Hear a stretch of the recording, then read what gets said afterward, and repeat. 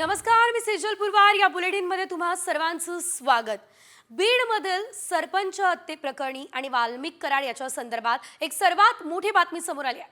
काय बातमी आहे बघूयात. तर मोस्ट वॉन्टेड असलेला वाल्मिक कराड पुण्यात सरेंडर करणार अशी शक्यता आहे. अगदी काही वेळात वाल्मिक कराड सीआयडी ऑफिसमध्ये हजर होण्याची शक्यता आहे. वाल्मिक कराडच्या समर्थकांना देखील पोलीस स्टेशन बाहेर त्यांनी गर्दी केली आहे. त्यामुळे पुणे सीआयडी ऑफिस बाहेर मोठा पोलिसांचा बंदोबस्त हा तैनात करण्यात आलाय. खंडणी प्रकरणामध्ये वाल्मिक कराडचा शोध पोलीस घेत आहेत. सीआयडीची 9 पथकं वाल्मिक कराड याच्या शोधात आहे. आजही पहाटे 2 तर सकाळी 1 पथक पुण्यातून वाल्मिक कराड याच्या शोधासाठी रवाना झालेले आहेत. मोठी बातमी आहे, वाल्मिक कराड हा स्वतः आता पोलिसांना शरण जाणार असल्याचं कळत आहे. अधिकचे अपडेट घेऊया थेट आमचे प्रतिनिधी सागर आव्हाड जे पुण्यात उपस्थित आहेत त्यांच्याकडून. सागर, आपण बघतोय वाल्मिक कराडच्या समर्थकांनी सीआयडी ऑफिस बाहेर गर्दी केली असल्याचं कळत आहे. सध्याचे नेमके काय अपडेट? आज खरंच वाल्मिक कराड पोलिसांना शरण जाणार का?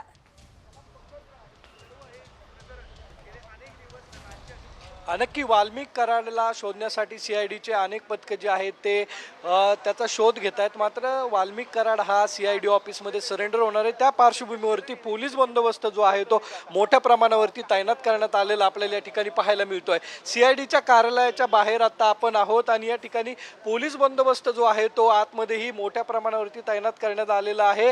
गेल्या 15 दिवसापासून वाल्मिक कराड हा संशयित आरोपी म्हणून आहे आणि त्याला शोधण्यासाठी सीआयडीची पथकं असतील, त्याचबरोबर बीडची काही पथकं असतील तीही तैनात करण्यात आलेली आहेत. आणि हे सीआयडीचं ऑफिस आहे. या मुख्यालयामध्ये वाल्मिक कराड दाखल होऊन तो स्वतः पोलिसांना शरण येणार आहे. आता जर बघितलं तर पुणे पोलिसांकडून मोठा बंदोबस्त जो आहे तो मागवण्यात आलेला आहे आणि काही समर्थक जे आहेत तेही या ठिकाणी त्यांचे आलेले आहेत. सकाळपासून समर्थकांनी मोठी गर्दी जी आहे ती सीआयडी कार्यालयाबाहेर केलेली होती. आता जर पाहिलं तर अजूनही काही पोलीस फोर्स जो आहे तो सीआयडी कार्यालयाबाहेर दाखल होतोय. वाल्मिक कराड याच्यावरती खंडणीचा गुन्हा जो आहे तो दाखल आहे आणि संतोष देशमुख खून प्रकरणामध्ये तो संशयित आरोपी आहे. त्यामुळे त्याच्यावरती कारवाई करावी अशी मागणी वारंवार होतीये.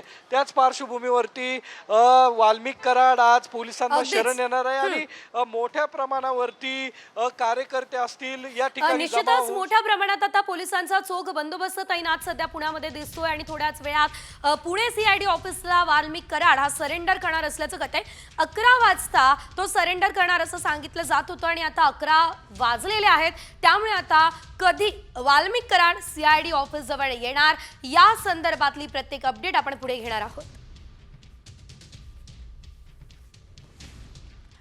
तर पुण्यात आता गोळीबाराची घटना घडली आहे. पुण्यातल्या कात्रज घाटामध्ये गोळीबार झालाय. कात्रज घाटात दोघांकडून गोळीबार करण्यात आलाय. दीपक लोकर या एका हॉस्पिटलमध्ये काम करणाऱ्या वॉर्ड बॉय वरती गोळीबार झालाय. फायरिंग मध्ये दीपक लोकर हा जखमी झाला असल्याचं देखील सध्या कळतंय आणि यावेळेस अज्ञातानं कात्रज घाटात नेट फायरिंग केलेली आहे. दीपक यांच्या छातीमध्ये गोळी अडकली आहे. घटनास्थळावर पिस्टल पोलिसांना मिळालेली आहे. एकंदरीत जर आपण बघितलं तर आता या व्यक्तीवरती गोळीबार करण्यात आला. पुणे पुन्हा एकदा गोळीबारानं हादरला.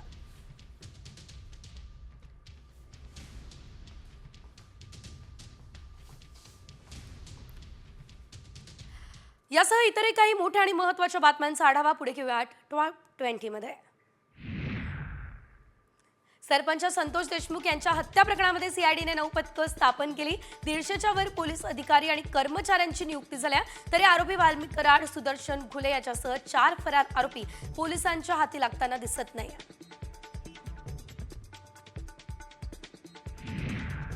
सरपंच संतोष देशमुख हत्या प्रकरणावरून आता मंत्री धनंजय मुंडे यांच्या राजीनाम्याची मागणी होते. यावरून उपमुख्यमंत्री अजित पवार यांनी काहीच प्रतिक्रिया दिलेली नाही. धनंजय मुंडे यांच्यावर विविध राजकीय पक्षांकडून आरोप होत आहेत.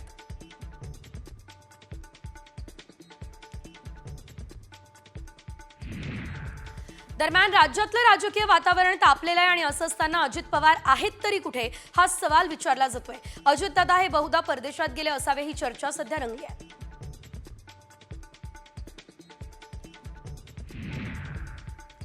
स्थलांतरित कामगारांना आधी स्मार्ट रेशन कार्ड द्या या सूचना मुख्यमंत्री देवेंद्र फडणवीस यांनी दिल्या। हे कामगार कोणत्याही राज्यातले असले तरी त्यांना महाराष्ट्रातल्या दुकानांमध्ये धान्य मिळायला हवं ही सूचना सुद्धा मुख्यमंत्र्यांनी दिली।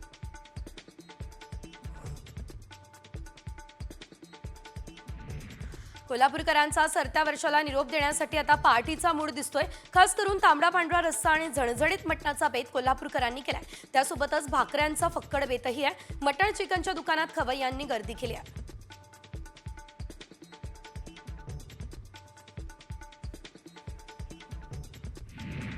नवीन वर्षाचं स्वागत करण्यासाठी आता सर्वच सज्ज झालंय. खास करून चमचमीत माशांसोबत भाकऱ्यांचा भक्कड बेत आहे. त्यामुळे आता सकाळी सकाळी कोल्हापूरकरांनी फिश मार्केटमध्ये गर्दी केली आहे.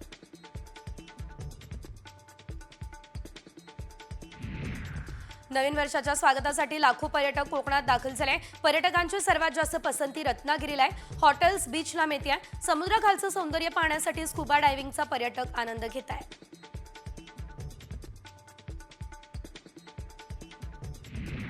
नवीन वर्षाचं स्वागत गडकिल्ले, अभयारण्ये किंवा शहरातील टेकड्यांवर करता येणार नाही. वन विभागाची परवानगी नसल्यानं अशा ठिकाणी जाऊन नवीन वर्षाचं स्वागत करू नये, अन्यथा त्यांच्यावरती कारवाई केली जाणार आहे, हा इशारा प्रशासनानं दिलाय. नवीन वर्षाचं स्वागत करण्यासाठी मुंबई पोलीस सज्ज झाले. 31st सेलिब्रेशन करताना महिला छेडछाडीला आळा घालण्यासाठी विशेष खबरदारी घेण्यात आली. गिरगाव चौपाटी याशिवाय नरिमन पॉइंट या ठिकाणी मुंबई पोलिसांकडून खास तयारी करण्यात आलेली आहे. गिरगाव चौपाटी याशिवाय नरिमन पॉइंटवर मुंबई पोलिसांकडून खास तयारी झाली. गिरगाव चौपाटीवर 2 वेगवेगळे भाग करण्यात आले. बॅरिगेट्स करून फॅमिलीसाठी वेगळा तर दुसऱ्या भागात तरुणाईसाठी आणि पुरुष मंडळींसाठी वेगळी जागा करण्यात आली आहे. नांदेडमध्ये 31 डिसेंबरच्या पार्श्वभूमीवर पोलिसांचा तगडा बंदोबस्त बघायला मिळाला. नवीन वर्षाचं स्वागत आणि सरत्या वर्षाला निरोप देण्यासाठी नांदेडकर सज्ज झाले. दरम्यान पोलिसांची हुल्लडबाजी करणाऱ्यांवर करडी नजर असणार आहे.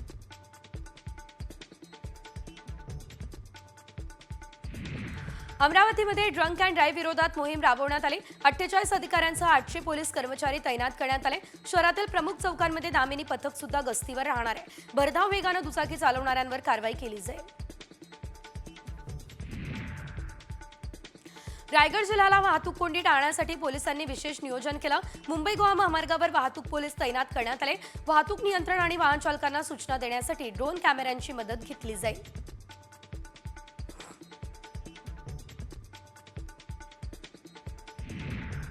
नववर्ष सेलिब्रेशन पार्ट्यांच्या पार्श्वभूमीवर राज्य उत्पादन शुल्क विभाग अलर्ट झालाय. मुंबई गोवा महामार्गावर अवैध दारू तस्करी रोखण्यासाठी खास तपासणी नाके उभारण्यात आले. यावेळेस गोव्याकडून येणाऱ्या दारूच्या साठ्यावर विशेष लक्ष दिलं जात आहे.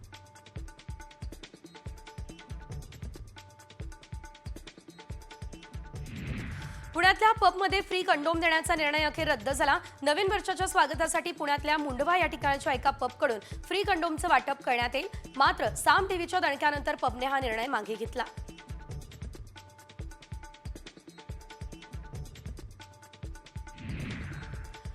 नवीन वर्षाच्या स्वागतासाठी अहिल्यानगर जिल्ह्यातील भंडारदरा धरण परिसर सज्ज झाला. इथे टेंट सिटीसह बोटिंगची व्यवस्था करण्यात आली. पर्यटकांना चांगली सुविधा मिळावी यासाठी वन विभाग सज्ज झालाय. पर्यटकांना या ठिकाणी आदिवासी नृत्याचा आनंद घेता येणार आहे.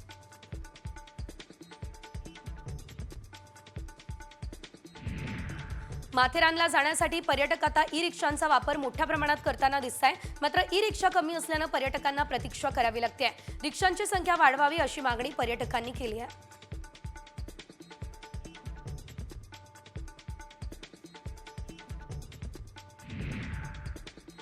सरत्या वर्षाला निरोप देण्यासाठी शनी शिंगणापूरमध्ये भाविकांनी गर्दी केली. नवीन वर्षाची सुरुवात दर्शनानं करण्यासाठी अनेक भाविक मंदिराकडे धाव घेताना बघायला मिळाले. सोमवती अमावस्या असल्यानं शनी शिंगणापूर जवळ रांगा देखील लागल्या.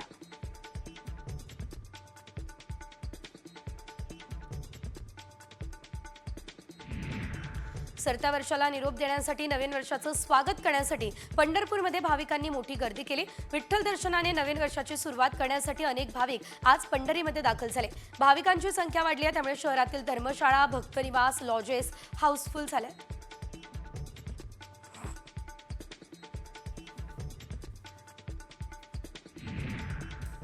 आणि मोठी बातमी आहे, जर तुम्ही कुठे पर्यटनस्थळी जाण्याचा विचार करत असाल, रेल्वेने प्रवास करायचा असेल, तर ही बातमी तुमच्यासाठी खूप महत्त्वाची आहे. कारण आज पुन्हा IRCTCची रेल्वेची आरक्षणाची वेबसाईट बंद झाली आहे. आणि त्यापुढे नागरिकांना त्रास सहन करावा लागतोय। नवीन वर्षाकरता बाहेर गेलेल्या अनेक नागरिकांना याचा फटका बसतोय। तात्काळ रिझर्वेशन काढणाऱ्यांना नाहक त्रास सहन करावा लागतोय।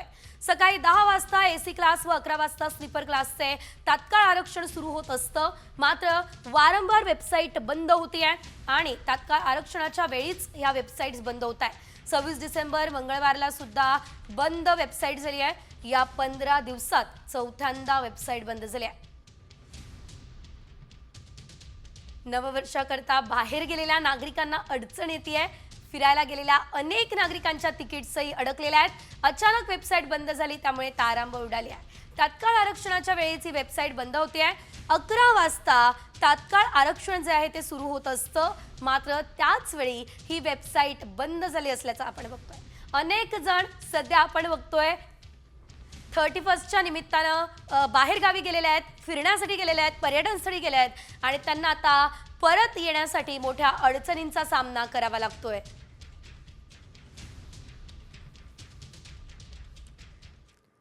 आणि आता एक महत्त्वाची बातमी, कारण शेगावचं गजानन महाराज मंदिर दर्शनासाठी आता 24 तास खुलं राहणार आहे। सरत्या वर्षाला निरोप आणि नवीन वर्षाचं स्वागत देवदर्शनानं करण्यासाठी शेगावमध्ये लाखो भाविकांनी गर्दी केली आहे। शेगाव शहरातल्या सर्व हॉटेल्स, विश्रामगृह आणि भक्त निवासांमधलं बुकिंग हे फुल झालंय। 31 डिसेंबरला रात्री संत गजानन महाराज यांचं मंदिर रात्रभर दर्शनासाठी उघडं असणार असल्याचं कळतं आहे।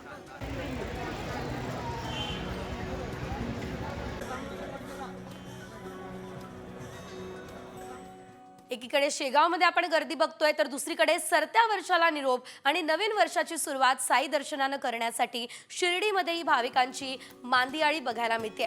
आज साई मंदिर रात्रभर खुलं राहणार आहे आणि आज रात्री 12 वाजता साई मंदिर आणि मंदिर परिसरात साई भक्त जल्लोषाने नवीन वर्षाचं स्वागत करते। साई मंदिर परिसरातून याचाच आढावा आमचे प्रतिनिधी सचिन बनसोडेंनी घेतला। पाहुयात शिर्डीतली सध्याची परिस्थिती। सरत्या वर्षाला निरोप आणि नवीन वर्षाच्या स्वागतासाठी साई नगरी सज्ज झालेली आहे। साई भक्तांची होणारी गर्दी लक्षात घेता आज रात्री मंदिर रात्रभर खुलं ठेवण्याचा निर्णय साई संस्थांनी घेतलेला आहे। नवीन वर्षाचं स्वागत करता यावं आणि साईबाबांचे आशीर्वाद मिळावेत यासाठी मोठ्या संख्येने साई भक्त जे आहेत ते शिर्डी नगरीमध्ये दाखल झालेले आहेत। शेकडोंच्या संख्येने पायी पालख्या देखील शिर्डीमध्ये पोहोचलेल्या आहेत आणि नवीन वर्षाचं स्वागत साई दरबारी करता यावं यासाठी साई भक्तांची उत्सुकता जी आहे ती शिगेला पोहोचलेली आहे। आज रात्री ठीक 12 वाजता साई मंदिर आणि मंदिर परिसरामध्ये साई भक्त मोठ्या प्रमाणात जल्लोष करतील आणि नवीन वर्षाचं स्वागत करतील। त्यामुळे साई संस्थान देखील भक्तांच्या स्वागतासाठी सज्ज झालेलं आहे। साई संस्थांकडून देखील विविध उपाययोजना ज्या आहेत त्या करण्यात आलेल्या आहेत। साई भक्तांचं दर्शन अधिक सुकर व्हावं आणि नवीन वर्षात जास्तीत जास्त साई भक्तांना दर्शन मिळावं यासाठी साई संस्थांनी विविध उपाययोजना ज्या आहेत त्या केलेल्या आहेत। सचिन बनसोडे, साम टीव्ही न्यूज, शिर्डी, अहिल्यानगर। तर आज 2024 या वर्षाचा अखेरचा दिवस आणि 2025 या वर्षाचं स्वागत अनेक जण देवदर्शनानं करत असतात आणि त्यासाठी ही सर्व पर्यटन स्थळं किंवा देवांची जी ठिकाणं आहेत ती नागरिकांनी गजबजली असल्याचं, पर्यटकांनी गजबजली असल्याचं आपण पाहतोय। यानंतर राज्यभरातल्या इतरही काही महत्त्वाच्या बातम्या आहेत, त्यांचा आढावा आपण टॉप 50 मध्ये घेऊयात। विठुरायाच्या चरणी वर्षभरात तब्बल 54 कोटी रुपयांचं दान जमा झालंय। यामध्ये जवळपास 3 कोटी किमतीच्या सोन्या चांदी दागिन्यांची भर पडली। वर्षभरातील देणगीचा तपशील मंदिर समितीनं दिलाय। तुळजाभवानी मातेच्या मंचकी निद्रेस आज सुरुवात होईल। संध्याकाळच्या अभिषेक पूजेनंतर तुळजाभवानी शेजगृहातील चांदीच्या पलंगावर विसावणार आहे। संध्याकाळी 7:30 ते 8 वाजेपर्यंत देवीच्या मंचकी निद्रेचा विधी पार पडेल।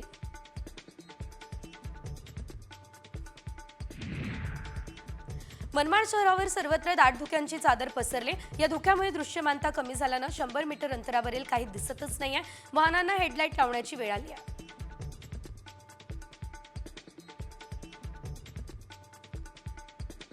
शिर्डीमधलं साई मंदिर आता धुक्यात हरवलंय। शिर्डीमध्ये दुसऱ्या दिवशी दाट धुक्याची चादर कायम आहे। नगर मनमाड महामार्गावरून वाहनं चालवताना चालकांची कसरत होती आहे। सकाळी 9 वाजून गेल्यानंतरही वाहनांना हेडलाईट लावून प्रवास करण्याची वेळ आली आहे।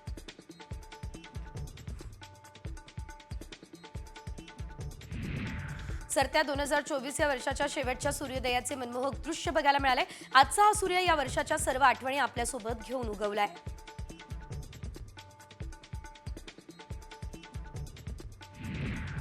खडकवासला धरणातून जुन्या मुळामुठा बेबी कालव्यामध्ये गेल्या 8 दिवसांपासून क्षमतेपेक्षा जास्त पाणी सोडलं जातंय. त्यामुळे उरुळी कांचन परिसरातील पांढरस्थळ कालवा फुटून पाणी थेट पुणे सोलापूर महामार्गावर गेलंय. कालव्यातील जलपर्णी गवतामुळे हा कालवा फुटलाय असं देखील सांगितलं जात आहे. यंदाच्या वर्षात 72 कोटी 70 लाख लिटर मद्य विक्री झाली. दोन्ही निवडणुकांदरम्यान जप्त केलेल्या मद्यापेक्षा मद्यपींनी जास्त मद्याचं सेवन केलं. त्यामुळे यंदाचं निवडणूक वर्ष राज्यासाठी मद्यपी वर्ष ठरलंय.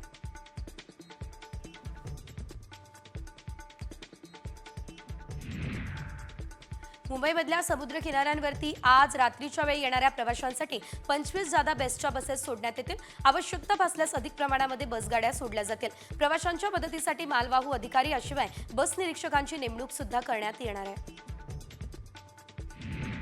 देवनारमध्ये कचऱ्यापासून वीज निर्मिती प्रकल्पाची आता क्षमता वाढवण्यात आली. कचऱ्यापासून प्रतिदिन 4 मेगावॅट वीज निर्मिती करण्यात येणार आहे. मात्र आता 7 मेगावॅट वीज निर्मिती करण्यात येणार आहे. हा प्रकल्प ऑक्टोबर 2025 मध्ये कार्यान्वित करण्याचं उद्दिष्ट ठेवण्यात आलेलं आहे. मुंबईमध्ये सिमेंटच्या दरात वाढ झाली आहे. दर वाढल्यानं घरांच्या किमती वाढण्याची शक्यता आहे. सिमेंटच्या प्रतिगोणीचे दर सध्या 350 रुपये इतके आहे. त्यात आता प्रतिगोणी 30 रुपयांची वाढ झाली आहे.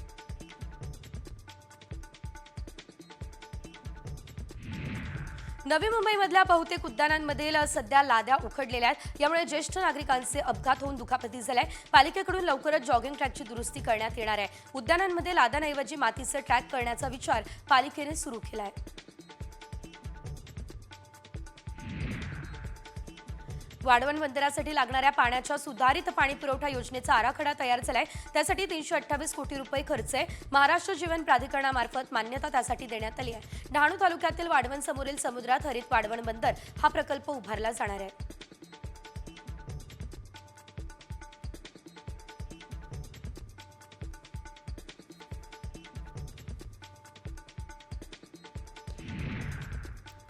आज 2024 या वर्षाचा अखेरचा दिवस आणि या वर्षाला गुड बाय म्हणत असताना 2024 या वर्षातल्या काही आठवणी सुद्धा जाणून घेणं तितकंच महत्त्वाचं आहे. त्यामुळे पाहूयात वर्षभरातील जगभरातील युद्धासंदर्भातल्या घडलेल्या टॉप 10 घडामोडी.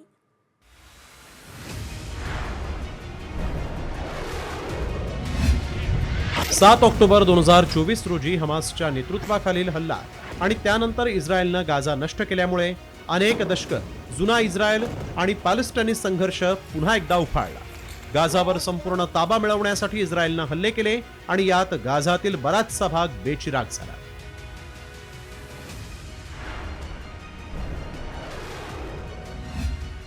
सुदानमधील संघर्षात हजारोंचा बळी. एप्रिलमध्ये 2 सुदानी लष्करी गट, सैन्य आणि निमलष्करी रॅपिड सपोर्ट फोर्स यांच्यातील संघर्ष उफाळून आला.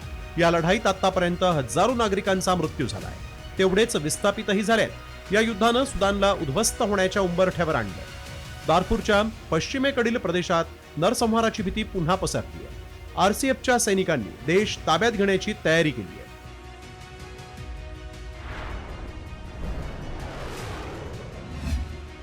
रशिया युक्रेन संघर्ष अजूनही सुरूच आहे. फेब्रुवारी 2022 मध्ये रशियानं युक्रेनवर आक्रमण केलं आणि देशाचा बराचसा भाग ताब्यात घ्यायला सुरुवात केली.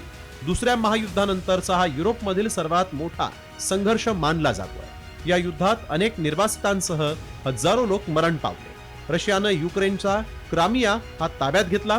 रशिया युक्रेनच्या प्रदीर्घ संघर्षामुळे संपूर्ण जग प्रभावित झालंय.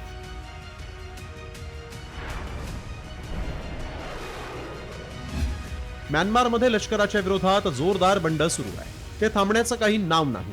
या बंडात म्यानमारच्या सैन्याला सातत्यानं पराभवाचा सामना करावा लागतोय. म्यानमारच्या लष्करानं उठाव मोडून काढण्यासाठी हवाई हल्ले, तोफांचा मारा आणि मोबाईल युनिट्सचा वापर केला. अनेक दशकात प्रथमच म्यानमारच्या सखल भागात हिंसाचार उफाळला.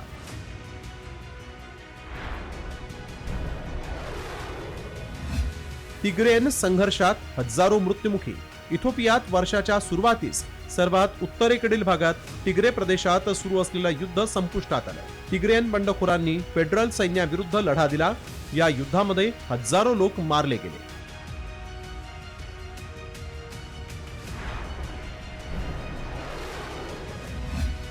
लेबनॉनमध्ये सप्टेंबर महिन्यात संपर्कासाठी वापरण्यात येणाऱ्या हजारो पेजरमध्ये एकाच वेळेस स्फोट झाले.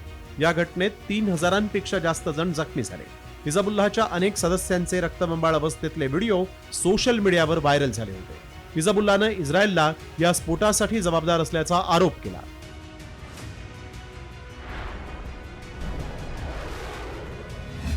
इस्रायलनं लेबनॉनची दहशतवादी संघटना हिजबुल्ला विरुद्धचे हल्ले तीव्र केले. इस्रायलनं हिजबुल्लाच्या मुख्यालयावर हवाई हल्ला करताना तब्बल 80 टन वजनाचा बॉम्ब डागला. यात हिजबुल्लाहचा म्होरक्या हसन नसरल्लाहचा खात्मा करण्यात आला. या हल्ल्यानंतर लेबनॉनसह इराणमध्ये खळबळ माजली आहे.